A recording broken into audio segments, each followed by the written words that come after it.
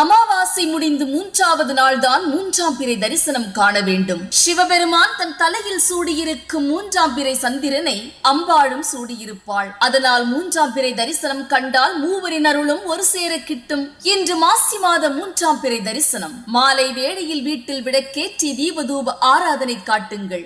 6:30 மணிக்கு மேல் வெட்ட வெடிக்கு வந்து மேற்கு பக்கத்தில் மூன்றாம் பிறை தரிசனம் காணுங்கள். சந்திரனை தலையில் சூடியபடி அருள்பாலிக்கும் சிவபெருமான் தான் சந்திரமௌலீஸ்வரர். ஒரு நாள் சந்திரனுக்கு விநாயகர் சாபம் கொடுத்தார். சந்திரனும் சிவபெருமானிடம் சென்று முறையிட்டார். சாப விமோச்சனம் கொடுத்து தன் தலையில் சூடிக்கொண்டார் சிவபெருமான். அன்றிலிருந்து இறைவனின் திருநாமம் சந்திரமௌலீஸ்வரர் ஆயிற்று. சந்திரனின் சாபத்தை நீக்கிய சந்திரமௌலீஸ்வரர்.